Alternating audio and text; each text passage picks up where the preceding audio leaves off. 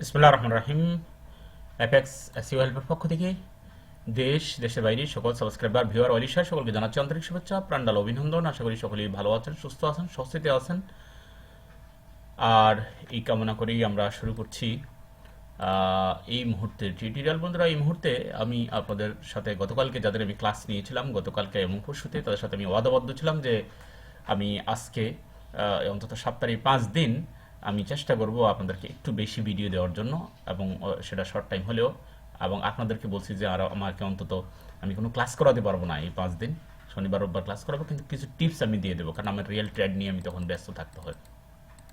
বন্ধুরা, এখানে আমরা এই মুহূর্তে আমরা ইউরো ইউএসডির যে কথাটা বলছি, ইউরো ইউএসডিতে আমরা মোটামুটি এখানের আমি একটু ছোট করে আমি যদি ট্রেন লাইনটা আমি যদি ড্র করে দিই, দেখেন এখানে এই যে হলুদটা মোস্ট ইম্পর্টেন্ট। এই হলুদ যে ট্রেন লাইনটা, এটা মোস্ট ইম্পর্টেন্ট। আমরা H1-এ এটা ড্র করেছি, এবং এটার নিচে আমাদের সাধারণত স্টপ লস থাকবে। আমি একটু নিচে দিয়েছি, এবং এখান থেকে এখান পর্যন্ত আমাদের একটা ন্যূনতম একটা টার্গেট থাকতে পারে, এখান থেকে এখান পর্যন্ত। হ্যাঁ, আরও উপরে থাকতে পারে, সেটা ডে ওয়ানেও আমাদের বুলিশ হারামি ক্যান্ডেল আছে। আর তো এই দৃষ্টিকোণ থেকে আমরা মোটামুটি আজকে আজকে বলতে বিশেষ করে আমি বলছি কোন টাইম পর্যন্ত আমার এই কথাটা বলবৎ থাকবে, আমি সেটা বলছি।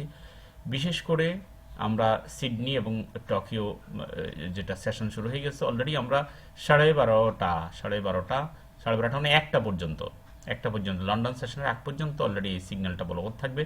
আপনারা অলরেডি স্টপ লস দিয়ে, এটার নিচে স্টপ লস দিয়ে, আমি যেখানে স্টপ লসটা আমার আছে সেটা আপনারা দেখতেছেন অলরেডি, ঠিক এখানে স্টপ লসটা দিয়ে রানিং, এখানে আমি এন্ট্রি নিয়েছি, এখানে আমার টেক প্রফিট।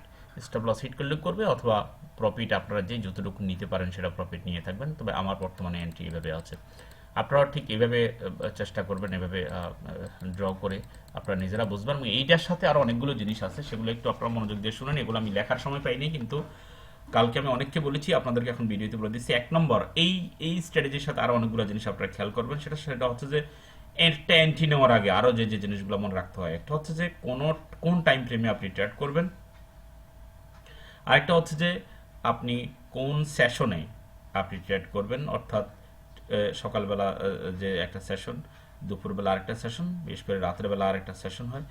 তার মানে এশিয়ান, ইউরোপিয়ান এবং আমেরিকান সেশন, এগুলো স্ট্রিক্ট রাখতে হবে আপনাকে। লট সাইজটা আপনি কত নেবেন সেটা এই সেশনের উপর বা টাইমের উপর নির্ভর করে আপনি কত দিয়ে নেবেন সেটা চিন্তা ভাবনা করতে হবে। লংজিভিটি, কতক্ষণ পর্যন্ত আপনি ট্রেডটাকে কন্টিনিউ রাখবেন, আমি একটু আগে বলে দিয়েছি যে এই ট্রেডটা আমাদের লন্ডন সেশন পর্যন্ত এটা কন্টিনিউ থাকবে। এরপরে নিউজ টাইম আছে, কিন্তু তেমন কোনো ইম্পর্টেন্ট নিউজ নাই।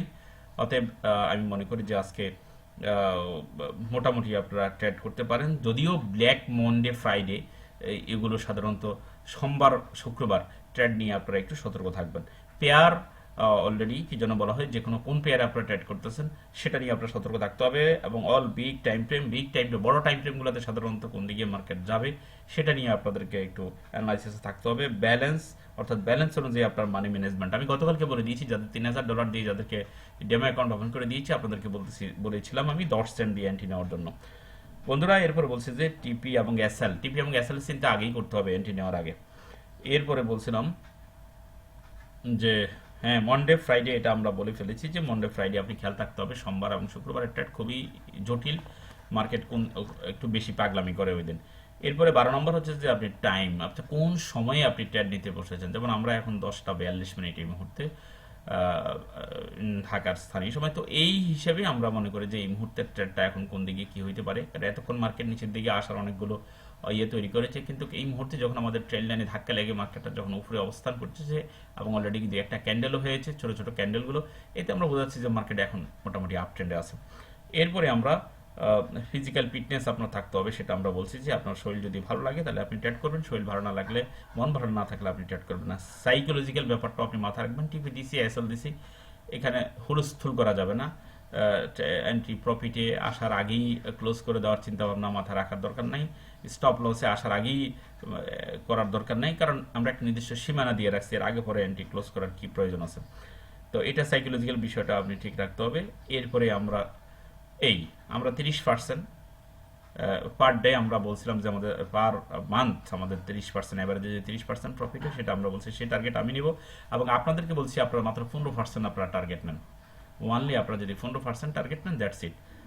তো বন্ধুরা, এই হচ্ছে আমার বক্তব্য। ইনশাল্লাহ পরবর্তীতে আবার শর্টকাট আরেকটা ভিডিও নিয়ে আপনাদের সামনে হাজির হব। অবশ্যই নোটিফিকেশন রাখবেন, মোবাইল নোটিফিকেশন অথবা আপনার সামনে যেটা নোটিফিকেশন সেটা রাখবেন, সেখানে যেন আপনারা পরবর্তীতে আপডেট পেতে পারেন। ভালো থাকুন, সুস্থ থাকুন, সবার জন্য রইল শুভকামনা। আসসালামু আলাইকুম রহমতুল্লাহি ওয়া বারাকাতুহু।